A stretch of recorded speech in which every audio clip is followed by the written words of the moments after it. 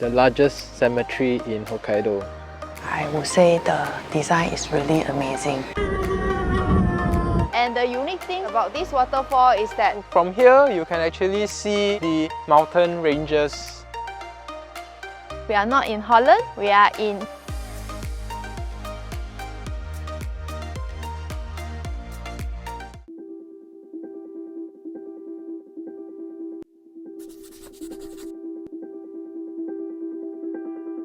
We have previously been to the biggest temple, saw the largest Buddha statue, and today we are at the largest cemetery in Hokkaido.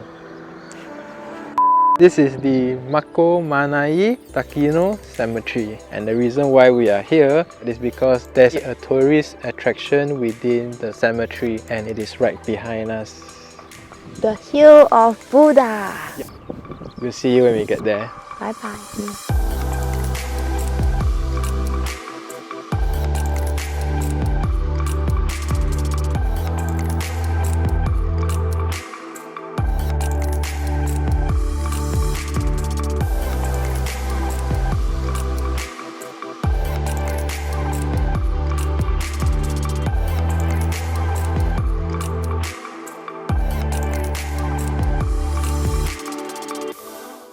We are now at the cafe beside the Hill of Buddha.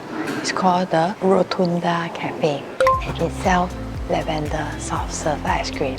During the summertime, the Hill of Buddha will be filled with lavender and that is the best season to visit. This Buddha statue is designed by Tadao Ando, who is a very famous architect, and I would say the design is really amazing.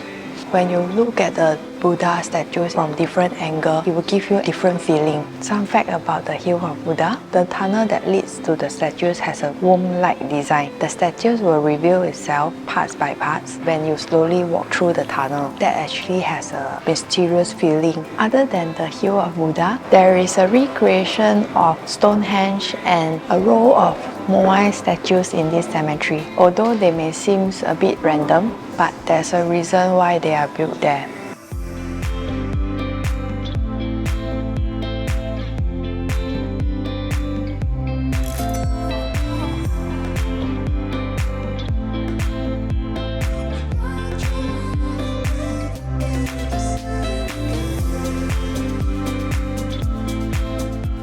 And after 4 hours of drive, with a brief stop at a rest stop along the expressway, we are finally here at Shirogane Blue Pond. So this pond is a byproduct of creating a dam near the Biei River.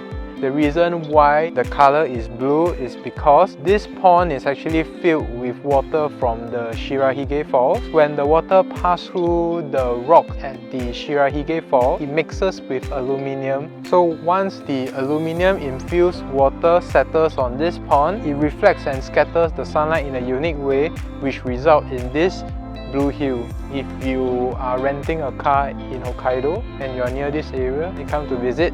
Although it doesn't have an entrance fee, the parking cost is 500 yen.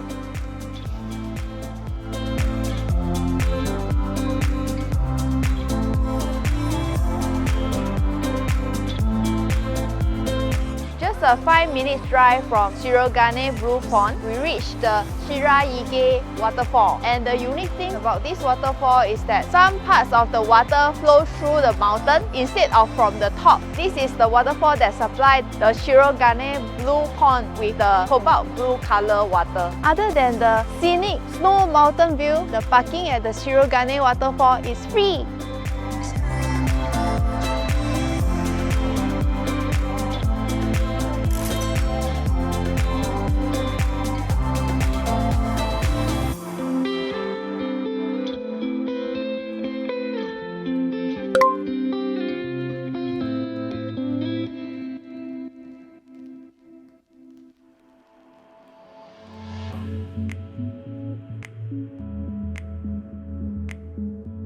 This morning, we are here at the Panorama Road in Hokkaido. So why is it called the Panorama Road? Is because from here you can actually see the mountain ranges, and this road stretches ahead, sloping downwards for 5 kilometers.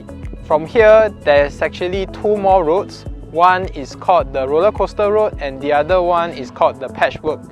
And both of them also offer scenic views as well as picture taking opportunities. We will see you when we get to both of them. Bye bye. It really looks like a roller coaster with a lot of up and downs, and it also provides a very good view of the mountain ranges. So as you drive along the road, same like the panorama road, you can actually see very nice mountains with grass and a lot of farms. Very nice in spring, and in summer it will be filled with flowers, I think. So next up is the Patchwork BA. We will see you when we get there. And here is our next location. This is the BA Patchworks. The reason why it's called patchwork is because during summer, it has a lot of various different color flowers and it seems like patches, but now it's just two different colors, the light brown and the green. Even though we didn't see a lot of colors, we have a very nice view of the snow-capped mountain ranges.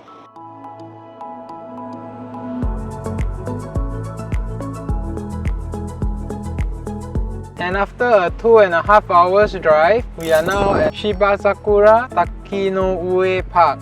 Around springtime, this whole area will be covered with pink moss blocks. It is early May now. It's not really covered, but there are areas around which is really pink and really very nice for picture taking. And if you look at each of the flowers, they have different colors. They have light pink, darker pink, purple, white and green as well. So if you are around this area, you can consider to head here. Another area to visit while you're here is going to be the next area that we will be visiting, and we will see you when we get there. Bye bye.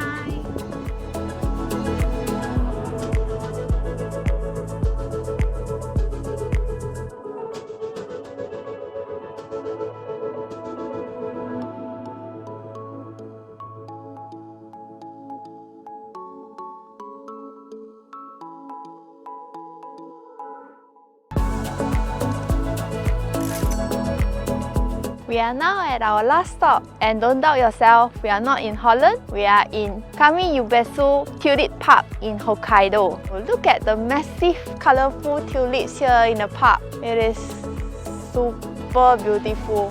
Little fun fact about this park, it has 1.2 million tulips and over 120 different varieties of tulips. Hence, you can see different colors and different patterns of tulips here. And after visiting this park, I would like to declare that tulip is now my favorite flower.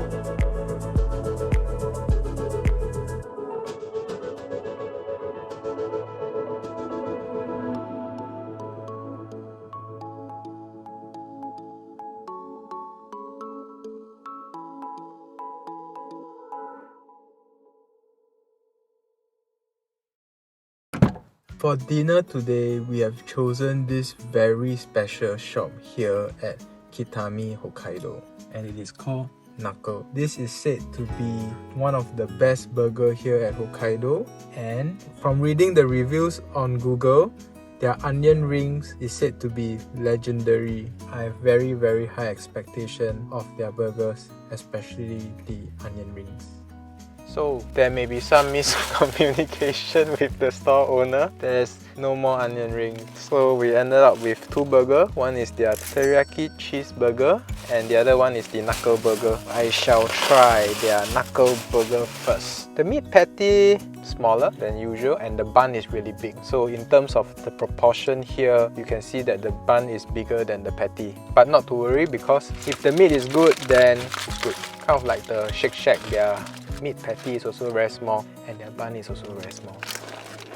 Actually, I like the bun a lot because it is those kind of sweet bun with sesame and it's perfectly toasted. The meat patty itself is very juicy, very soft, and the vegetable as well as the tomatoes is very fresh. But the thing is that I don't think there's a cheese inside. Yeah, it may be lacking a piece of cheese because this whole thing is a bit too sweet. The buns are sweet, but then there's tomato sauce inside, which makes it even sweeter and kind of covers the flavor of the meat patty.